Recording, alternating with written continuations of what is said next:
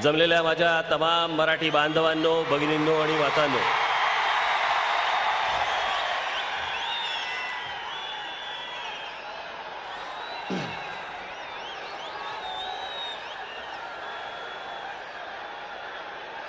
Television चॅनलच्या समोर असलेल्या सर्व लोकांना मी नम्र विनंती करतो की आपण सगळेजण उभे न राहता जर खाली बसून घेतलं तर मागच्यांना दिसू शकेल. आपण कृपा करून कॅमेरा आपला जर काही ऑन असेल तर ऑन ठेवून आपण खाली बसून घेतलं तर बरं होईल, मागच्यांना दिसत नाहीये. मी काय बोलतोय आपल्यापर्यंत जातंय का?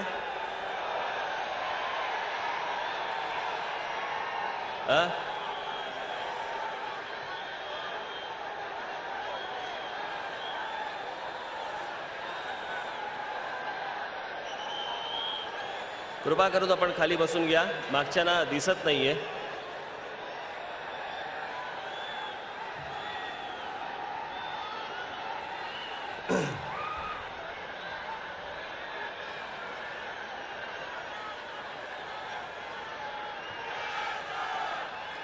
आज माझ्या महाराष्ट्र दौऱ्याची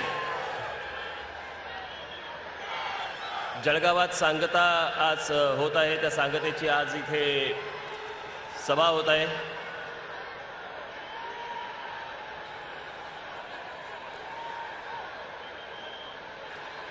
हा महाराष्ट्र मी काय पहिल्यांदा फिरत नाहीये.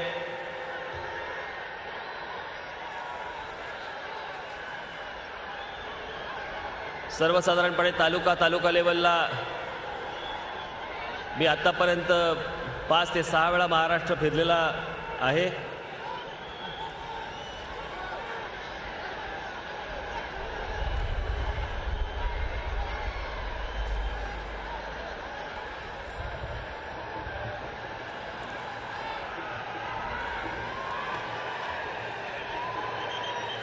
माझ्या प्रत्येक सभांमध्ये या अशा प्रकारची ही गर्दी होत असते. हे इथे जे कोणी बसलेत त्यांनी हे जे बाटल्या भिरकावणे आणि पाणी टाकणे हा जो प्रकार चालू आहे हा कृपया आता त्वरित थांबवावा.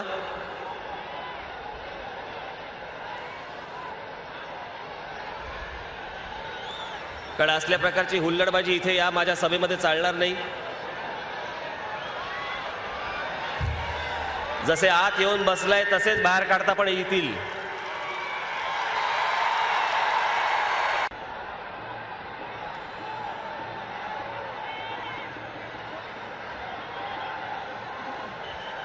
आता सगळ्यांना बसा बसा उठा उठा करत बसू नका तुम्ही. जिकडे तुम्हाला उभं राहता येईल उभं राहायला पण जागा नाहीये.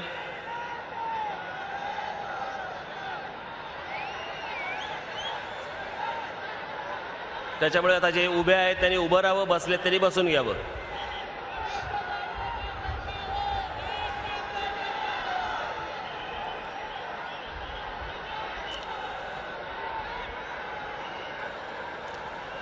हा संपूर्ण महाराष्ट्र मी गाडीने प्रवास अख्खा करत असताना महाराष्ट्रातल्या अनेक रस्त्यांवरती जागोजागी 10-10 मिनिटावरती, 20-20 मिनिटावरती, 25-25 मिनिटावरती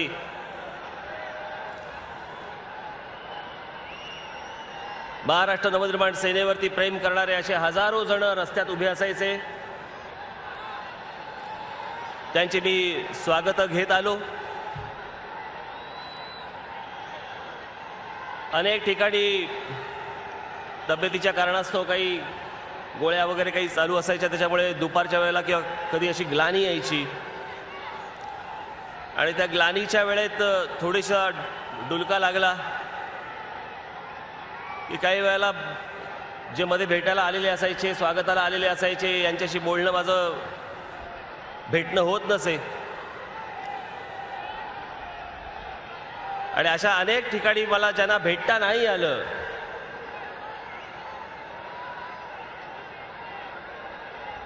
अनेक ठिकाणी माझ्या माता भगिनी पंचारती घेऊन ओवाळण्यासाठी उभे असायच्या.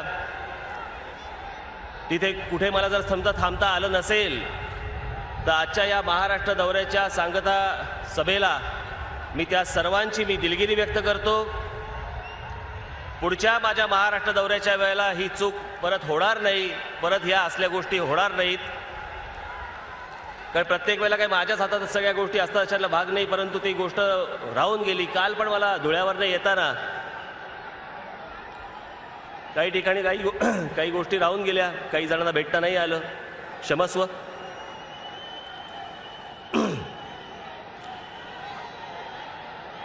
नाशिकवरून नंदुरबार, नंदुरबारवरनं धुळे आणि धुळ्यावरनं आज जळगावला मी आपल्या सर्वांचं दर्शन घेण्यासाठी आज इथे आलो, उभा राहिलो. पोतडीमध्ये भरपूर विषय आहेत, हळूहळू बाहेर काढणार.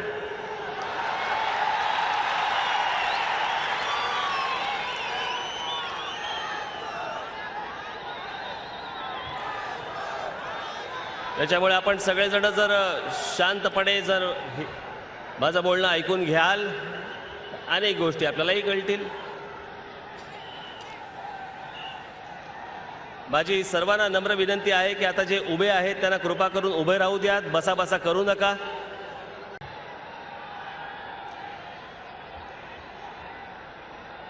आणि आता मी तुम्हाला माहिती आहे, मागच्या वेळेला मी अरे बाबा तुम्हाला शॉक लागेल तिकडे, आपल्याला शॉक द्यायचा आहे, घ्यायचा नाहीये. ते खाली उतरा तिकडनं.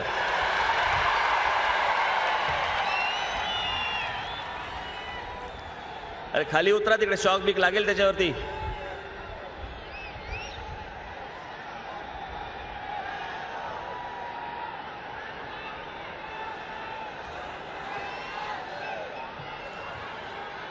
थोडीशी दौऱ्यात जरा फिरता फिरता जरा थोडी सर्दी झाली. त्याचा धुळ्याशी काही संबंध नाही, पण थोडासा धुळीचा त्रास झाला.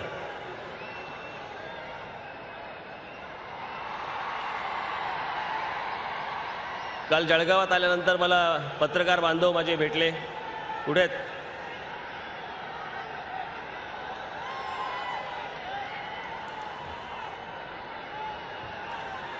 बरं, मी त्याला सांगत होतो काल, मी म्हटलं मला जे काही बोलायचं आहे ते मी म्हटलं उद्याच्या सभेमध्ये बोलीन. तरी प्रश्न विचारत होते.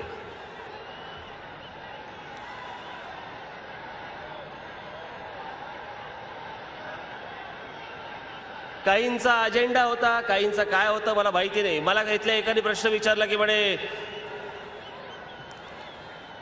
तुम्हाला कोणतरी कोण येऊन भेटून गेले मला,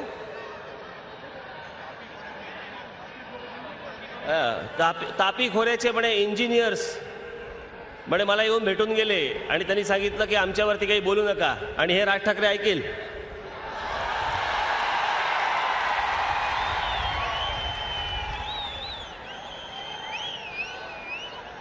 या राज ठाकरेला विकत घ्यायला अजून जन्माला यायचं आहे.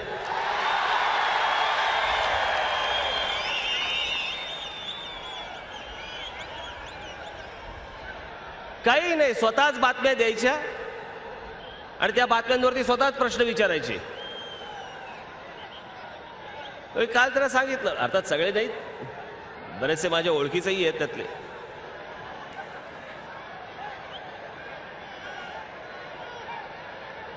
मी त्यांना म्हटलं की तुम्ही नका सांगू मी काय भाषण करायचंय. म्हटलं तुम्ही काय लिहिता हे मी सांगतो का तुम्हाला ह्याच्यावर लिहा म्हणून? भाषणाची माझी लिंक लागली, त्या विषयावरती बोली नाही, कदाचित बोलणारही नाही, माहित नाही मला.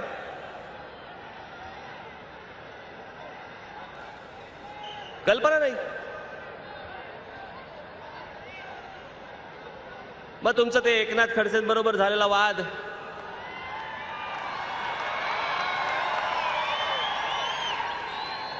खडसेंबद्दल तुम्ही बोलणार का? मी म्हटलं माझी ती रिॲक्शन होती. खडसे असतील किंवा अजित पवार असतील किंवा अजून कोणी, माझी काय वैयक्तिक दुश्मनी नसते, पण ज्या गोष्टी चुकीच्या आहेत त्याच्यावरती राज ठाकरे बोलणार म्हणजे बोलणार. पण तुम्ही काहीतरी सांगायचं आणि म्हणून राज ठाकरे बोलायचं असं होणार नाही, अजिबात होणार नाही. मी काल त्यांना सांगितलं, म्हटलं माझी सभा संपल्यानंतर दुसऱ्या दिवशी वर्तमानपत्रामध्ये तुम्ही माझ्यावरती टीका केली तरी चालेल, मेलेलं कोंबडे आगीला भीत नाही म्हटलं.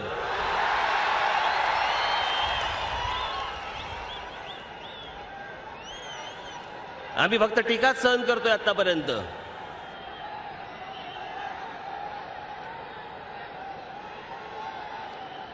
हे तुम्ही माझे भाषण चालू असताना हे कसल्या काठ्या चालू आहेत तुमच्या? आता जे उभे आहेत त्यांनी उभं राहावं. हे काठ्या बंद करा तुमच्या पहिल्या.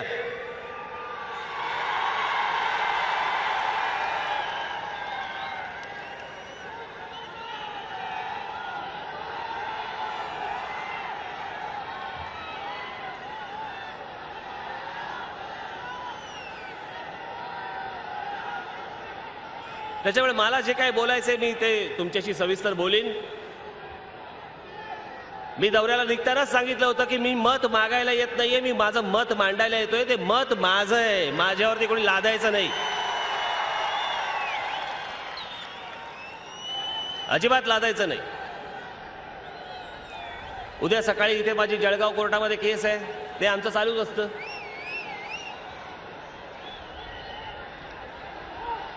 जवळपास 89 केसेस आहेत माझ्या अंगावरती.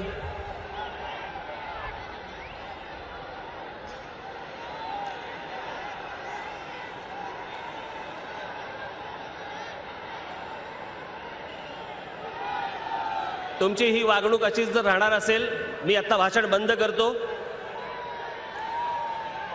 कळलं का? मी असं भाषण नाही करू शकत.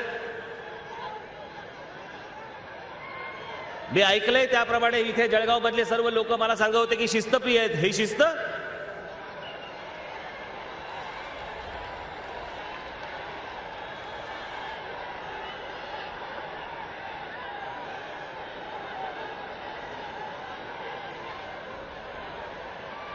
सर्वांनाच कल्पना आहे की इथे बघाल तिकडे माणसं आहेत, तुम्ही बघाल तिकडे.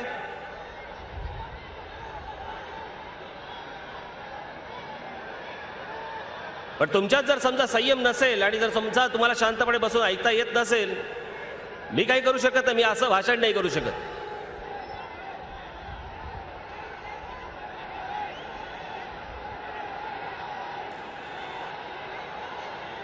तुमची डोकी शांत झाली, तुमचा आत्मा शांत झाला की मी भाषण करायला सुरुवात करीन. तोपर्यंत मी एक शब्द बोलणार नाही.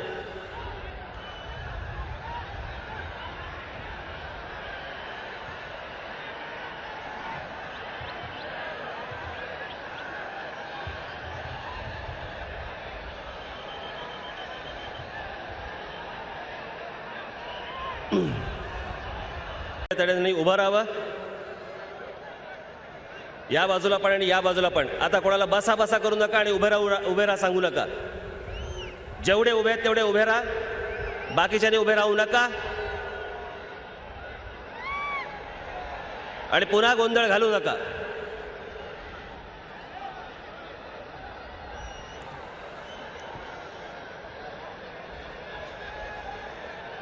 हे इतकी लोक सगळेजण आलेले आहेत, सगळे शांतपणे बसलेले आहेत.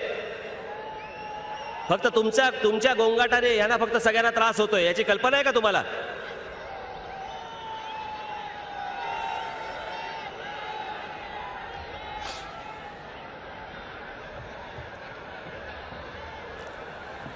उद्या सकाळी माझी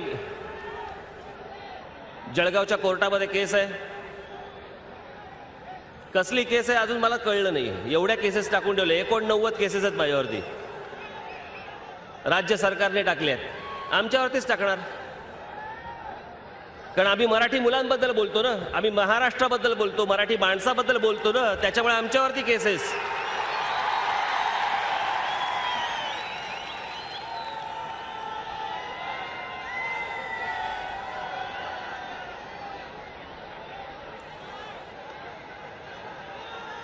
मला काही फरक पडत नाही केसेसचा.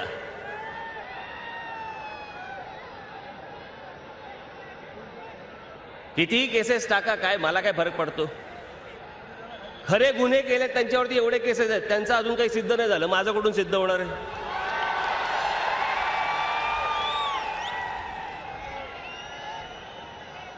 आणि काय गुन्हा केला मी?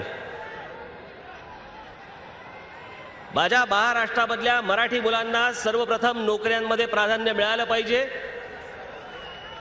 जे उद्योगधंदे येतील त्याच्यामध्ये माझी मराठी मुलंच लागली पाहिजेत, परप्रांतातली मुलं लागता कामा नयेत. हे बोलणं माझ्या महाराष्ट्रामध्ये हा गुन्हा, याच्यावरती केसेस टाकता तुम्ही माझ्यावर. महाराष्ट्रामधल्या रेल्वे परीक्षा, महाराष्ट्रामधल्या नोकऱ्या, ज्या माझ्या महाराष्ट्रातला माझा तरुण तुम्ही सर्वजण तुम्ही वणवण फिरतात, तुम्हाला नोकऱ्या हव्या आहेत, तुमच्या महाराष्ट्रात निर्माण होत आहेत आणि बाहेरच्या प्रांतांमधनं मुलं येत आहेत आणि इकडे परीक्षा देऊन त्यांना नोकऱ्या देताय तुम्ही. आणि याच्यावरती मी जर समजा आंदोलन केलं तर माझ्यावर केसेस टाकता, त्या मुलांवर नाही. हे याच्या आधीही केलं, याच्या पुढेही करेन.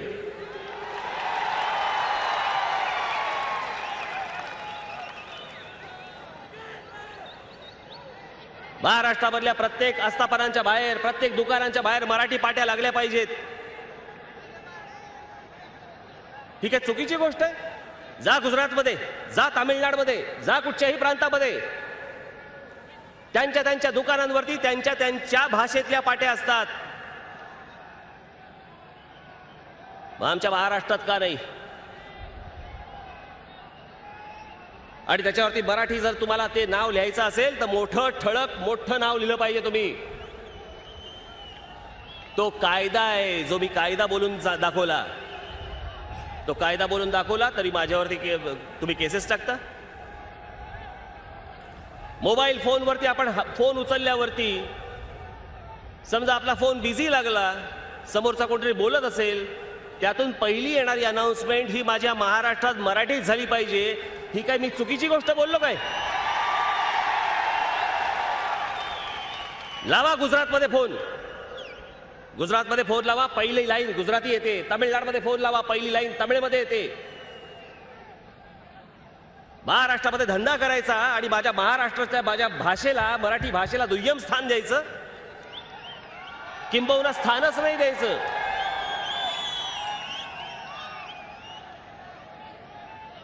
मी ही गोष्ट अजिबात खपवून घेणार नाही, घेतली नाही, घेणार नाही. या महाराष्ट्रामधला पहिला मान हा मराठी मुलांचा असेल, मराठी भाषेचा असेल, मराठी माणसाचा असेल, बाकीचे नंतर. आणि मला कोणी देश एकसंघ राहावा वगैरे उपदेश करण्याची गरज नाही, आवश्यकता नाही. देशाला मीही मानतो, पण मी पहिला प्रथम मी कडवट मराठी आहे.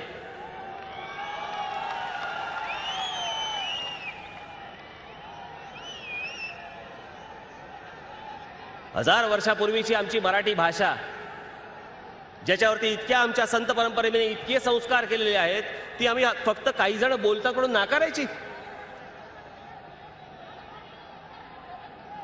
आता पोलीस परीक्षांमध्ये देखील नवीन कायदे आणतायत नोकऱ्यांमध्ये. म्हणजे याच्या पुढे तुम्ही परीक्षा हिंदी भाषेत किंवा उर्दू भाषेत देऊ शकता का? महाराष्ट्राच्या पोलीस खात्यामध्ये जे आमचे सगळे पोलीस बांधव आहेत हे लागणार असतील ते 100% मराठीच लागले पाहिजेत.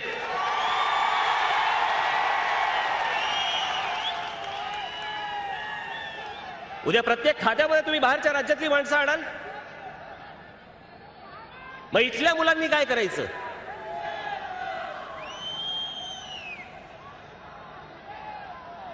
इथली मुलं अशीच तडफडणार.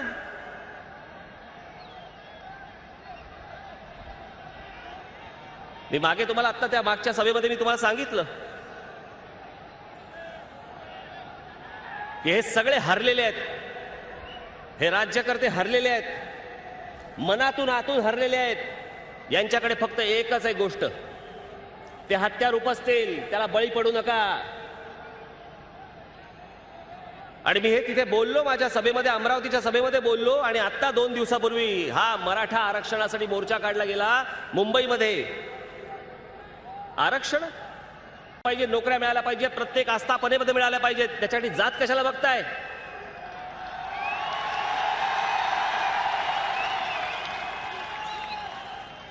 बरं, आता नोकऱ्या आहेत का? मग कसलं आरक्षण? ही तुमची माती भडकवायची जातीवरनं, जातीवरनं माती भडकवायची. उद्या ह्या समाजाला आरक्षण, परवा तो समाज उठणार, तो म्हणणार माझं आरक्षण. आणि हे नेते तुम्हाला भडकवतायत फक्त जातींवरनं.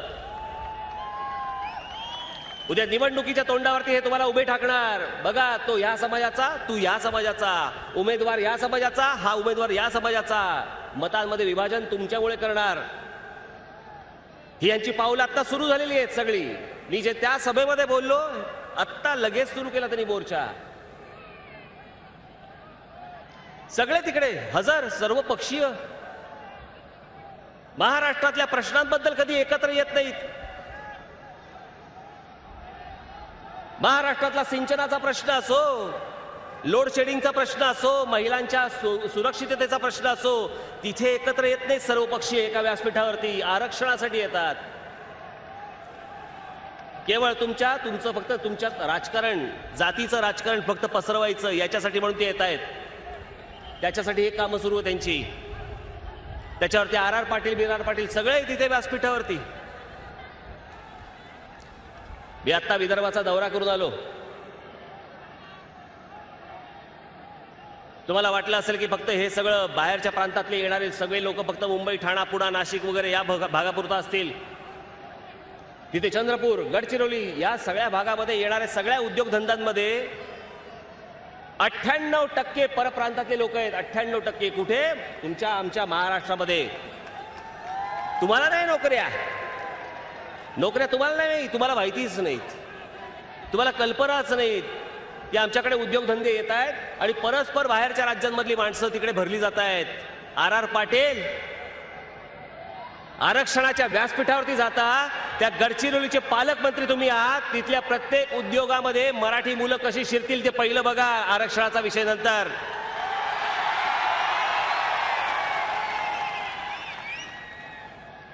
मी तुम्हाला सांगतो, माझ्याकडे एक माणूस आला होता एक साधारणपणे 5-6 वर्षापूर्वी. हिमाचल प्रदेशमध्ये त्यांनी पॉवर प्लांट टाकला. हिमाचल प्रदेशमध्ये त्यांनी मला सांगितलं की जेव्हा म्हणा मी तिकडे गेलो, त्यांना मी सांगितलं की मला पॉवर प्लांट टाकायचा आहे. त्यावरती त्या राज्य सरकारमधले जे अधिकारी होते वरचे त्या खात्यामधले, त्यांनी त्या माणसाला सांगितलं, हा फॉर्म भरून दे आम्हाला. तुझ्या उद्योगधंद्यासाठी ज्या सवलती द्यायच्या आहेत, तुला जे काही टॅक्समध्ये काही बेनिफिट्स पाहिजेत किंवा इतर पाहिजेत, हे आम्ही राज्य सरकार म्हणून देऊ, पण पहिल्यांदा हा फॉर्म भरून दे. कसला फॉर्म होता? राज्य सरकार भरून घेतंय येणाऱ्या उद्योगांकडनं. तिथले IAS अधिकारी, तिथले ब्युरोक्रेट्स हे त्या माणसाकडनं, ज्याला पॉवर प्लांट टाकायचा आहे, त्याच्याकडनं फॉर्म भरून घेत आहेत. आणि त्या फॉर्ममध्ये लिहिलं होतं की उद्या हा उद्योगधंदा इकडे आल्यानंतर हिमाचल प्रदेशमधले 80% स्थानिक मुलांना मी नोकरी देईन, ह्याची हमी दे पहिली. अजित पवार, आर पाटील हे सगळे मंत्री एक फॉर्म भरून घेतलाय का? एका तरी उद्योजकाकडनं आजपर्यंत एक फॉर्म भरून घेतलाय की तुम्हाला उद्योग टाकायचे, सगळ्या सवलती आम्ही तुम्हाला द्यायला तयार आहोत, पण देत असताना, करत असताना महाराष्ट्रामधल्या स्थानिक मराठी भूमिपुत्रांना तुम्ही 80% प्राधान्य तुम्ही दिलं पाहिजे, असा फॉर्म भरून घेतला जातो? नाही. गुजरातमध्ये होतं, तामिळनाडूमध्ये होतं, हिमाचलमध्ये होतं, इतर सर्व राज्यांमध्ये होतं. तुमचा विचार नाही. तुम्हाला गृहीत धरलेले सगळ्यांनी गृहीत धरले. जातील कुठे? काय करतील? आम्हालाच मतदान करतील. तो फॉर्म भरून दिल्यानंतर जेव्हा त्याचा कारखाना तिकडे लागला, तो पॉवर प्लांट तिकडे लागला, त्या माणसाने मला सांगितलं, तो मला 80% सोडाव, माझ्याकडनं 100% स्थानिक मुलं भरून घेतली. 100%. माझं राज्य आहे, माझ्या राज्यातली माझी मुलं आहेत. माझ्या मुलांना पहिल्यांदा प्राधान्य मिळालं पाहिजे, त्यांचं घर चाललं पाहिजे, त्यांची लग्न झाली पाहिजेत, त्यांचं घर बहरलं पाहिजे. हा प्रत्येक राज्य विचार करतो, प्रत्येक राज्यातला राज्यकर्ता विचार करतो. आमच्या राज्यातल्या राज्यकर्त्यांना ह्याचा विचार करायला वेळ नाही, कारण आतून इच्छाच नाही. किती शेण खाल्लं तरी महाराष्ट्रातली लोक आम्हाला मतदान करतीलच, या हमीवरती आजपर्यंत कारभार चालू आहे. तो कारभार महाराष्ट्रातल्या तुमच्यासारख्या जनतेमुळे चालू आहे. तो चालू देणार याच्या पुढे तुम्ही? यांना वेळच्या वेळी छाटलं पाहिजे आता. आणि हे काही करता येत नाहीत, यांच्यावरती विचारता येत नाहीत, म्हणून सोपी रीत आहे, सोप्या गोष्टी आहेत. काय? विभाजन करा, जाती जातीमध्ये विभाजन करून टाका, फोडा यांना जातीत फोडले की ह्यांची आपापली डोकी फोडायला मोकळे होतील, आपलं राजकीय गणित साध्य होईल. निवडणुकीच्या तोंडावरती बरोबर या इथे हा उमेदवार, त्या तिथे तो उमेदवार असं टाकून परत आपल्या हातात सत्ता आणण्याचा आत्ता षडयंत्र सुरू आहे. तुम्हाला तुमचं कसलं विभाजन करून घेऊन बसलायत? या लोकांनी या महाराष्ट्रातले महापुरुष विखुरून टाकले जातीमध्ये. व्यासपीठावरती फक्त फोटो लावायचे आणि राजकारण काय करायचं? छत्रपती शिवाजी महाराज हे मराठ्यांचे, महात्मा ज्योतिबा फुले हे माळी समाजाचे, डॉक्टर बाबासाहेब आंबेडकर हे दलित समाजाचे, लोकमान्य टिळक हे ब्राह्मण समाजाचे. सर्व महापुरुष विभागून टाकले. यांच्याबद्दल तुम्ही बोलायचं नाही, त्यांच्याबद्दल तुम्ही बोलायचं नाही, त्यांच्याबद्दल आम्ही बोलणार नाही. महापुरुषांचं विभाजन करून टाकलं, जातीमध्ये तुमचं विभाजन करून टाकलं. कामं काही करायची नाहीत, पैसे फक्त खात राहायचे आणि जातीच्या नावावरती फक्त तुमचं विभाजन करून तुम्ही मोकळं व्हायचं. एवढा उद्योग फक्त महाराष्ट्रामध्ये सध्या चालू आहे. एवढाच उद्योग चालू आहे.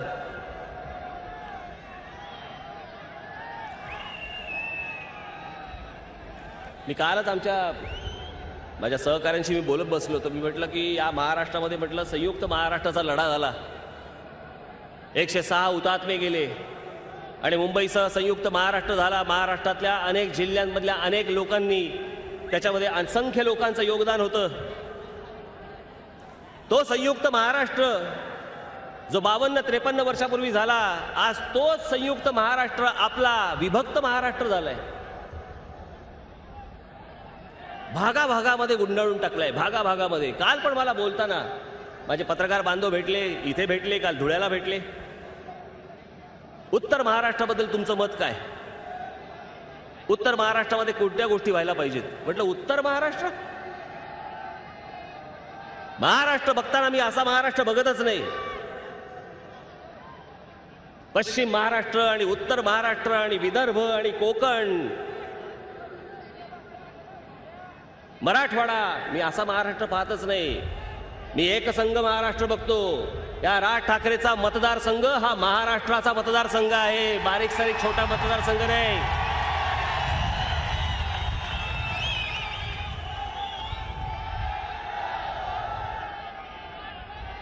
बरं, प्रश्न कुठे नाहीत आणि प्रश्न कोणते? तेच प्रश्न. उत्तर महाराष्ट्रात सिंचनाचा प्रश्न, मराठवाड्यात सिंचनाचा प्रश्न, विदर्भात सिंचनाचा प्रश्न, कोकणात सिंचनाचा प्रश्न, पश्चिम महाराष्ट्रात देखील सिंचनाचा प्रश्न, उत्तर महाराष्ट्रात लोड शेडिंगचा प्रश्न, उर्वरित महाराष्ट्रात देखील लोड शेडिंगचा प्रश्न. प्रश्नांमध्ये कुठे वेगळेपण आहे? जर प्रश्न तेच आहेत, इथल्या बेरोजगारांना नोकऱ्या नाहीत, तिथल्या बेरोजगारांना नोकऱ्या नाहीत, इथे पाणी मिळत नाही, तिथे पाणी मिळत नाही, इथे लोड शेडिंग चालू आहे, तिथे लोड शेडिंग चालू आहे, इथे शेतकरी आत्महत्या करतायत, तिकडे शेतकरी आत्महत्या करतायत, इथे महिला सुरक्षित नाही, तिथे महिला सुरक्षित नाहीत. मग आपण विभागवार का विचार करतोय? आपण अखंड महाराष्ट्राचाच विचार केला पाहिजे आणि हे प्रश्न अख्ख्या महाराष्ट्राचे कसे सुटतील असाच विचार केला पाहिजे. पण तुम्हाला हे बाटवतायत. तुमचा उत्तर महाराष्ट्र, यांचा मराठवाडा, यांचा विदर्भ, यांचा कोकण, यांचा हे अजून कधीतरी विदर्भ, आणि हे तुम्हाला फोडून फोडून फोडून फोडून इतकी वर्ष राजकारण करतायत. हे राजकारण तुम्हाला मोडून काढावं लागेल. खरंच सांगतो, हे राजकारण तुम्हाला मोडून काढावं लागेल. यांच्यावरती भरोशावरती इतकी वर्ष काढली. सांगतो, इतिहास वाचायचा म्हणजे कशासाठी वाचायचा? इतिहास, जो इतिहास विसरतो ना त्याला इतिहास विसरतो. मी नेहमी एक गोष्ट सांगत आलो आजपर्यंत. या आपल्या महाराष्ट्राची राजधानी, आपला देवगिरी किल्ला, जो देवगिरी आपण म्हणत नाही, आपणच म्हणत नाही, आपण त्याला दौलताबाद म्हणतो, जे दुसऱ्याने दिलेलं नाव. आपला देवगिरी किल्ला 1293-94 साली अल्लाउद्दीन खिलजी आला. आमचा राजा रामदेवराव यादव देवगिरीचा, पत्ताच नाही त्याला. आमच्या राजाला पत्ताच नाही की अल्लाउद्दीन खिलजी एक मोठं सैन्य घेऊन आपल्या महाराष्ट्रावरती चाल करून येतोय. कुठपर्यंत आला? एलिचपूर काबीज केलं. तिथपर्यंतही आम्हाला पत्ता नाही. आमच्या राजाला पत्ता नाही, आमच्या राजाच्या सैन्याला पत्ता नाही की हा आक्रमण येतंय, मोठं आक्रमण आहे. हा देवगिरी किल्ला आपण कदाचित स्वतः आपण गेला असाल तिकडे. बाबासाहेब पुरंदरेने इतकं अप्रतिम वर्णन करून ठेवलंय त्या देवगिरी किल्ल्याचं. मी स्वतः बघून आलोय, त्याच्या आजूबाजूचे खंदक आणि सगळ्या गोष्टी बघून आलोय मी.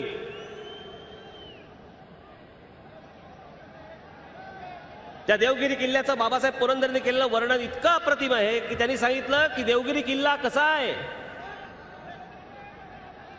सीतेच्या हृदयामध्ये रावणाला शिरणं जेवढं कठीण होतं तेवढं देवगिरी किल्ल्यामध्ये मोगलांना शिरणं कठीण होतं.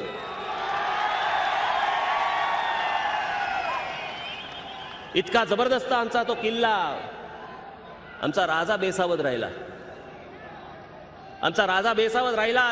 अल्लाउद्दीन खिलजी आला, त्याने सगळं लुटलं, सगळं बर्बाद केलं. आमच्या राजाची, आमची राजकन्या महाराष्ट्राची, हिला उचलून घेऊन गेला खंडणी सकट. काही करू शकलो नाही. 1293 साली झालेली एक घटना, त्याच्यानंतर संपूर्ण देश, महाराष्ट्र उद्ध्वस्त झाला. कुठपर्यंत? जोपर्यंत आमचा हा राजा जोपर्यंत जन्माला येत नव्हता तिथपर्यंत आम्ही पारतंत्र्यात होतो. तिथपर्यंत आम्ही पारतंत्र्यामध्ये होतो.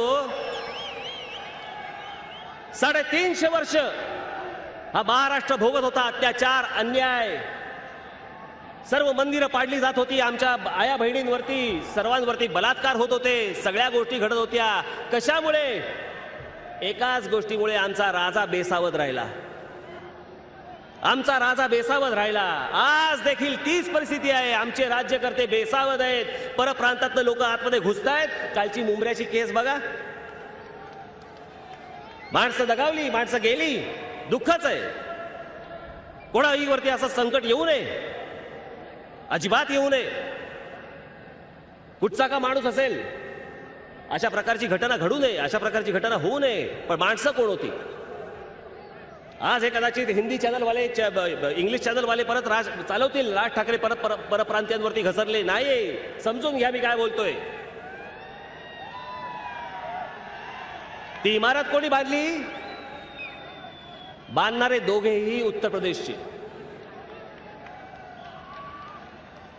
ती माणसं कोण गेली हे मी तुम्हाला सांगतोय. हे माझ्याकडे पोलिसांकडनं आलेला रेकॉर्ड सांगतोय. पोलिसांकडनं आलेला रेकॉर्ड.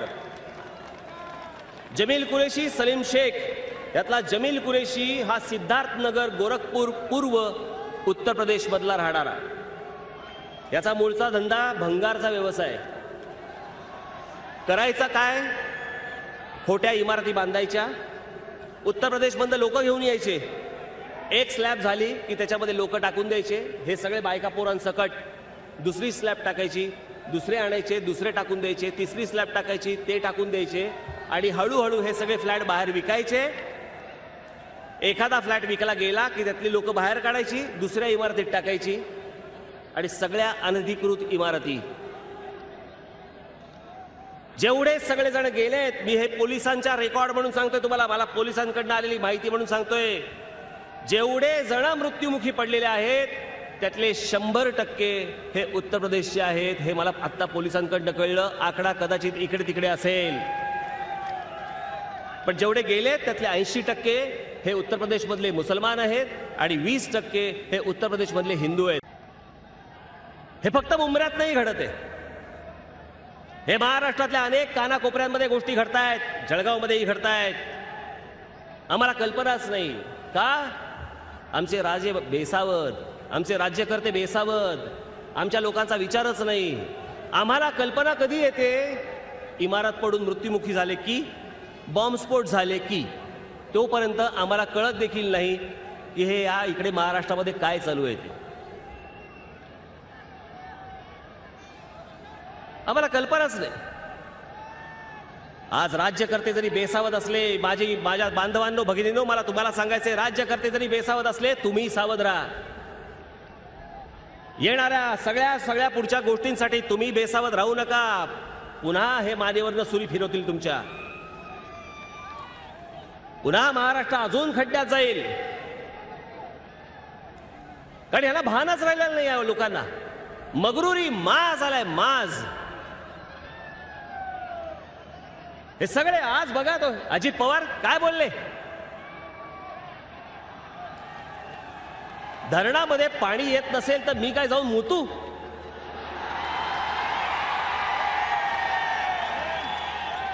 अजित पवार, याच्या पुढे महाराष्ट्रातनं तुम्हाला मत नाही मिळणार, तुम्हाला मूत मिळेल याच्या पुढे.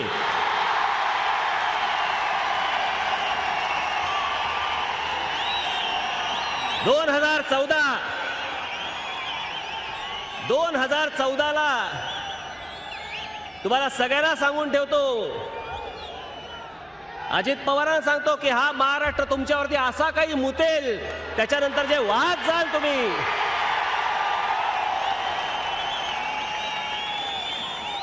त्याच्यानंतर हे जे वाद जातील ना, ह्याला कळणार पण नाही, कारण मध्ये बंधारे पण नसतील आणि धरणही नसतील.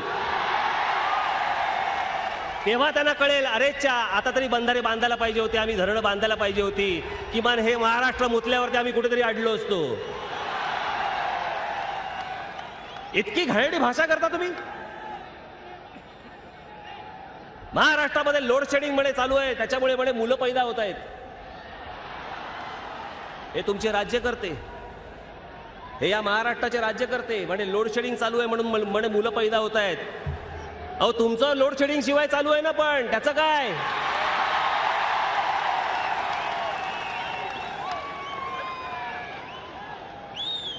इतकी गलिच्छ आणि घाणेरडी भाषा वापरता तुम्ही महाराष्ट्रासाठी, जो होरपळतो महाराष्ट्र दुष्काळामध्ये.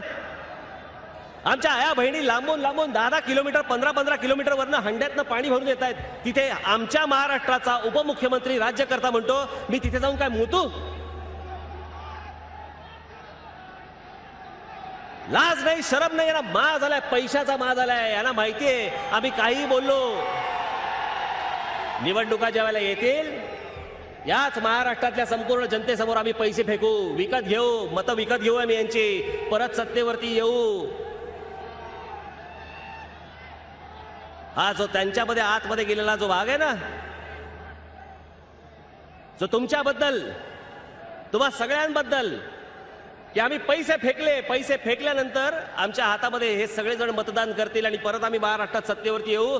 आम्ही कितीही घाणेरडं बोललो तरी हे काही करणार नाहीत, हे आम्हालाच मतदान करतील, ही मेंढरं आमच्याच मागे येतील. हा जो आतापर्यंतचा विश्वास आहे हा तुम्हाला मोडावा लागेल, तर हे वटणीवरती येतील सगळेजण. मी अत्यंत एक गंभीर गोष्ट तुमच्या समोर सांगणार आहे, अतिशय गंभीर. मी मध्यंतरी अमरावतीच्या सभेमध्ये मी म्हटलं, मी आकडेवारी दिली होती आणि त्या आकडेवारीमध्ये मी तुम्हाला सांगितलं होतं की आपल्या विदर्भामधल्या, जळगाव मधल्याही असतील, माझ्याकडे आता आकडा नाहीये, पण या अख्ख्या सगळ्या विदर्भ मराठवाड्यामधल्या अनेक मुली, लहान मुली, त्यांचे आई वडील अजूनही शोधतायत की माझी मुलगी कुठे गेली, माझी मुलगी पळवली गेली, माझी मुलगी गेली कुठे, मला पत्ता नाही, ती महाराष्ट्रात आहे, महाराष्ट्राच्या बाहेर आहे, तिला विकली, काय केली माहित नाही. माझ्याकडे आता वर्तमानपत्र आहे, आपण थक्क व्हाल. महाराष्ट्रामधल्या आपल्या मुली, आपल्या बहिणी, आपल्या भगिनी घरच्या परिस्थितीला कंटाळून महाराष्ट्रामधल्या आपल्या भगिनी या मुंबईसारख्या ठिकाणी आणि गोव्यासारख्या ठिकाणी वेश्या व्यवसाय करताना दिसत आहेत, कारण घरची परिस्थिती पावत नाही, करायचं काय. अजित पवार, ज्या माझ्या महाराष्ट्रामधल्या भगिनी त्यांची घरची परिस्थिती पावत नाही म्हणून वेश्या व्यवसाय करतायत आज तिकडे, मराठीमध्ये बोलणाऱ्या आजपर्यंत कधी वेश्या या भागामध्ये कधी नव्हत्या. मराठीमध्ये बोलताय तेव्हा सगळ्यांना कळलं की ह्या मुली आल्या कुठून. त्यांची चौकशी केल्यावरती कळलं की या सगळ्या दुष्काळग्रस्त भागातून आलेल्या आहेत. घरी अन्नाचा कण नाही, घरी कमवता कोण नाही, वडिलांनी आत्महत्या करून मोकळे झालेले आहेत. तिच्यावरती जबाबदारी आली. करतेय काय? वेश्या व्यवसाय. माझ्या मराठी मुलींना तुम्ही वेश्या व्यवसायाला लावलं आणि वरती म्हणता आम्ही काय तुमच्या धरणामध्ये काय जाऊन मुतू? लाज नाही वाटत आहे ना? शरम वाटत नाही या लोकांना? इतका गलिच्छ बोलताना देखील काही वाटत नाही? माझ्या आया बहिणींची अशी आबरू इथे चव्हाट्यावरती मांडली जात असताना यांना लाज नाही, शरम नाही, काही वाटत नाही, काही होत नाही. सगळीकडे बजबजपुरी, सगळीकडे पैसे खायचे. सिंचनामध्ये पैसे खा, इकडे पैसे खा, तिकडे पैसे खा. काय रे बाबा? ओ ते आजीबाई आहेत त्यांना त्याला बसून घ्या रे शांतपणे.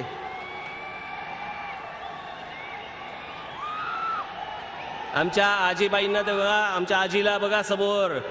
आधाराला महाराष्ट्र नवनिर्माण सेनेचीच काठी लागली.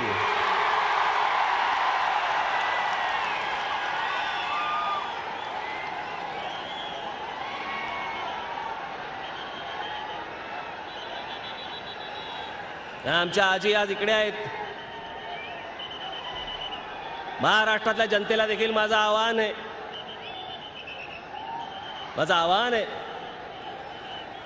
की या महाराष्ट्र नवनिर्माण सेनेचीच कुबड्या नव्हे काठी आधाराला बरोबर असते. समोर कोणी वाईट माणूस आला की हाणण्यासाठी म्हणून तुम्हाला महाराष्ट्र नवनिर्माण सेनेचीच काठी लागेल.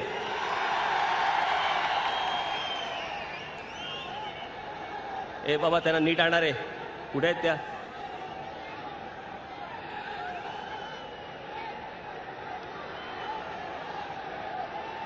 आणलं का त्यांना?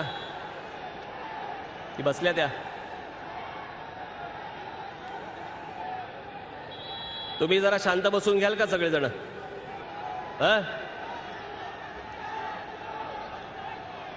मला अनेक पत्रकार बांधवांनी सांगितलं की इथले सगळे तापी खोऱ्याचे प्रश्न, तापीमध्ये प्रश्न असा आहे की सगळ्याच नद्यांमध्ये, सगळ्या धरणांवरती सगळेच हे लोक पैसे खात आहेत. कशावरती बोलायचं? मध्यंतरी मी त्या ह्याला गेलो होतो. कुठे? आपले नितीन गडकरींच्या मुलाचं लग्न होतं.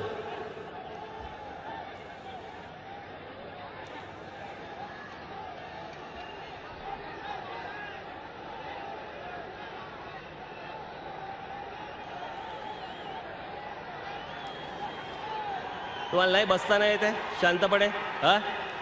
तुमच्यामुळे बाकीच्यांना त्रास होतो हे मगाचपासून मी आता हे दुसऱ्यांदा सांगतोय ना, तर मी पोलिसांना सांगेन तुम्हाला सगळ्यांना बाहेर काढायला.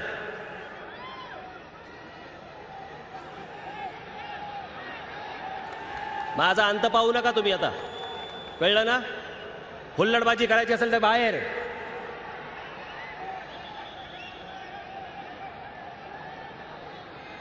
मध्यंतरी मला नितीन गडकरींच्या मुलाच्या लग्नाला गेलो होतो. झाले त्याला 2-3 वर्ष झाली असतील. किती आता आठवत पण नाही मला. आणि मी माझ्या हॉटेलमध्ये होतो. हॉटेलमध्ये मला सांगितलं सुरेश दादा जैन आलेत भेटायला.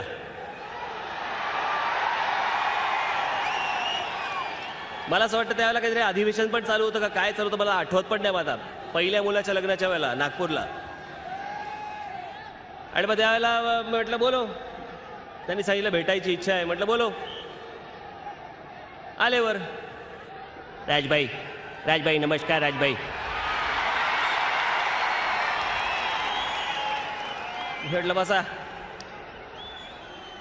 मग काय सांगायला लागले. विधान परिषदेच्या निवडणुकीचे आकडे सांगितल्यावर मी थक्कच झालो आणि अत्यंत निधड्या छातीने, छाती ठोकपणे ते मला आकडे सांगत होते. काय ना राजबाई, या आपल्या विधान परिषदेच्या वेळेला नाही भाई, मी 45 कोटी रुपये खर्च केले भाई. आणि नाता भाऊनी 40 कोटी रुपये खर्च केले भाई.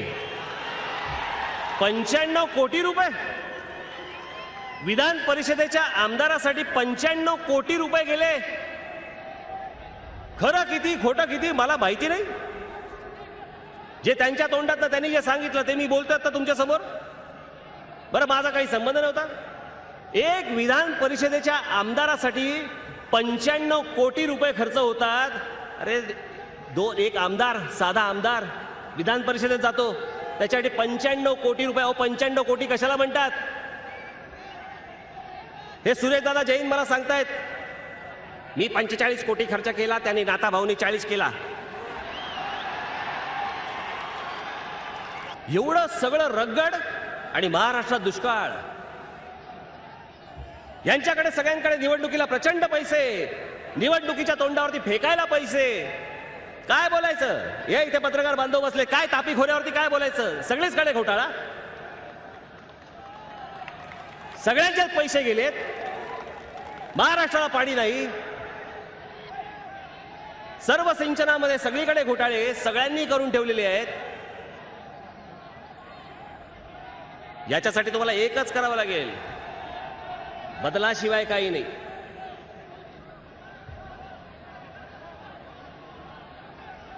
बदलाशिवाय काही नाही, बदल घडल्याशिवाय काही नाही. तो राग तुमचा जोपर्यंत आहे, किती ठेवावा लागतो?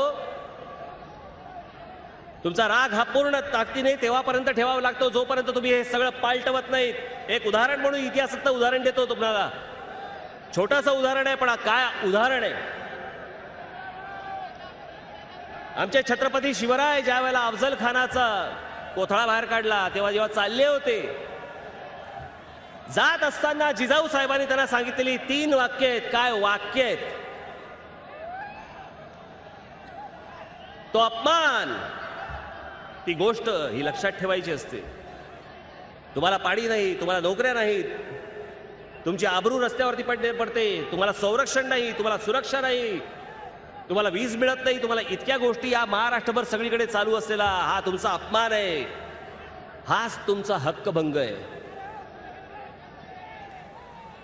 आणि ती गोष्ट कायमस्वरूपी डोक्यात ठेवावी लागते, ती मनात ठेवावी लागते की ज्या दिवशी वेळ येईल त्या दिवशी वचपा काढेल. अफजल खानाचा वध करायला जेव्हा महाराज निघाले, त्यावेळेला जिजाऊ साहेबांनी त्यांना फक्त 3 वाक्य सांगितली की शिवबा, तुझा भाऊ संभाजीराजे याचा खुनाचा सूड घेतल्याशिवाय परत येऊ नकोस.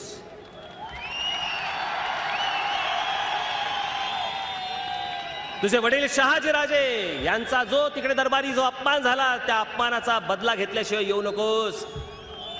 या तुझ्या आईला, जिजाऊला कुंतीच्या पंक्तीच बसव, कुंतीच्या पंक्तीच बसव. हा महाभारतातला दाखला दिला त्यांनी. अपमान कधी झाला? तो अपमान विसरले नव्हता जिजाऊ साहेब. ज्या जिजाऊ साहेबांमुळे हे सगळं महाराष्ट्र आपण सगळं बघतोय, ज्या शिवरायांचं नाव घेऊन आपण महाराष्ट्रामध्ये जय जयकार करतोय, त्या महाराष्ट्रातली तुम्ही सर्वजण, आम्ही सर्वजण, ह्या सगळ्या लोकांनी केलेले अपमान आपण काला एक थोड्या वेळात विसरून जातो, निवडणुकीच्या तोंडावरती विसरून जातो. आणि हे जे विसरतो, हेच ह्यांना माहिती आहे, या सगळ्या लोकांना, या सगळ्या पुढाऱ्यांना, की हे विसरून जाणार. हे कसले लक्षात ठेवतायत? निवडणुकीच्या तोंडावरती वेगळे विषय, वेगळ्या गोष्टी, पैसे फेकू आम्ही आणि त्याच्यानंतर या सगळ्या गोष्टी आम्ही काबीज करू. या तुमच्या उत्तर महाराष्ट्रामधल्या, आपल्या या जळगाव मधल्या कोणत्या उद्योग आणले या लोकांनी? कोणतेही नाही. लहानपणापासून ऐकतोय जळगाव मधलं मुख्य पीक, इतर पिकांपैकी मुख्य पीक कुठचं? केळी. होतंय काय? केळ्यांवर काही नाही. एक उद्योगधंदा यायला तयार नाही, कोणी इकडे आणायला तयार नाही, इन्व्हेस्टमेंट व्हायला तयार नाही. इथल्या बेरोजगारांचा विषय कोणी हाताळायला तयार नाही. बेरोजगारांना इथे उद्योगधंदे आणून त्यांना नोकऱ्या द्यायला कोणी तयार नाही. आम्हाला पाणी द्यायला तयार नाही, आम्हाला वीज द्यायला तयार नाही, आम्हाला इतर गोष्टी द्यायला तयार नाही. ही महाराष्ट्राची आलेली अवस्था ही तुम्हालाच दूर करावी लागेल. मी मानतो, मी सांगतो आपल्याला,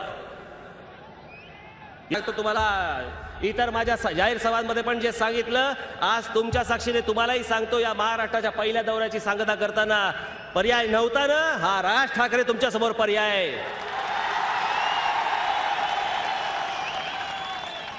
हे सगळं नीट होऊ शकतं, हे सगळं व्यवस्थित होऊ शकतं. या सगळ्या गोष्टी व्यवस्थित करण्यासाठी लागते फक्त एक छोटीशी गोष्ट. ती कुठची? इच्छाशक्ती. ती इच्छाशक्ती माझ्यात आहे. जग फिरलेला माणूस आहे मी. जर जगात गोष्टी घडू शकतात तर माझ्या महाराष्ट्रात का नाही? माझी महाराष्ट्राची भूमी तर सुपीक आहे. माझ्या महाराष्ट्रातल्या माझ्या तरुणांमध्ये तरुणींमध्ये मनगटात ताकद आहे. सगळ्या गोष्टी करायची ताकद आहे, सगळ्या गोष्टी घडवायची ताकद आहे. हा नवा महाराष्ट्र घडवण्यासाठी म्हणून तुम्ही आत्तापासून कटिबद्ध होणं गरजेचं आहे. हा कटिबद्ध हे होण्यासाठी येणाऱ्या ज्या काही निवडणुका असतील आपल्या, हे काय फक्त मी निवडणुकांसाठी आलो नाही तुमच्याकडे. मी सांगितलंच आहे, मी मत मागायला नाही आलोय आज, मी माझं मत मांडायला आलोय. मी फक्त झालेल्या गोष्टींची फक्त तुम्हाला जाणीव करून द्यायला आलोय. आणि तुम्ही आज ज्या संख्येने इकडे जे अभूतपूर्व आपण जे सगळेजण जमलात, त्या सर्व गोष्टींना मी परत आपल्याला एकदा अभिवादन करतो. वेळोवेळी परत भेटीनच. डिसेंबर जानेवारीमध्ये माझ्या सगळ्या जिल्ह्यांचा दौरा माझा सुरू होईल, त्यावेळेला परत जळगावला आपल्या मी येईनच. त्यावेळेला काय पुढे करणार हे आपल्या समोर ठेवीन. तोपर्यंत आपणा सर्वांची मी रजा घेतो. जय हिंद, जय महाराष्ट्र.